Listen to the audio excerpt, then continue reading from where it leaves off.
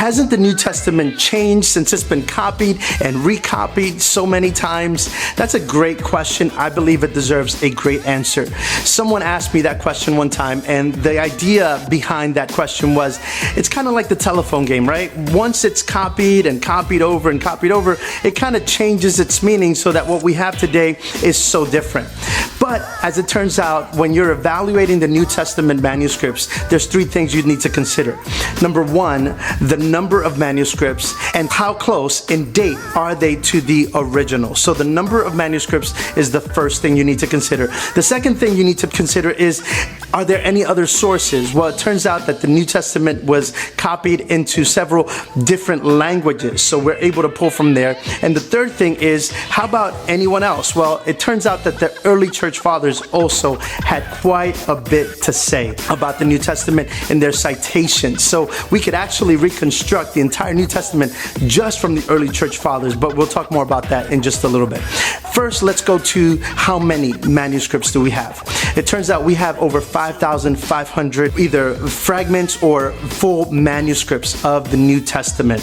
To date, closer actually to 6,000 and maybe even more than that. Those manuscripts and those copies, we don't have any originals, but those copies are so close in date. In fact, so much closer than any other ancient writings. The closest we have to a full manuscript is about 250 years, and to a fragment, that would be only about 25 to 50 years. Now that sounds like a lot, like 250 years from the date of the original writing, and to have the first copy from that point, well, it turns out that that's much better than any other ancient writing. Other ancient writings are into thousands of years. So we have so many more, and we have also closer in writing time. So the first thing you need to consider is how many manuscripts.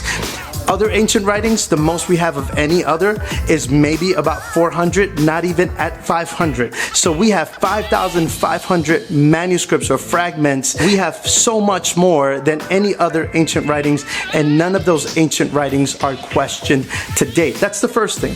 The second thing is the translation. So the New Testament was translated to many different languages, and it turns out that we probably have close to, 20,000 to maybe 5,000 of these translations. So here we have about 5,500 manuscripts or fragments, plus at about another 20,000 just translations that would help us reconstruct the originals. So already you're starting to see there's a plethora of different copies so that we can get right back to the original. Again, far more than any other ancient writing. And then the last thing is the early church fathers. The early church fathers. It turns out that they cited the New Testament maybe 86,000 times. In fact, if we didn't have any manuscripts or any translations, we can reconstruct the New Testament just from what the early church fathers wrote. So we have so much evidence to tell us that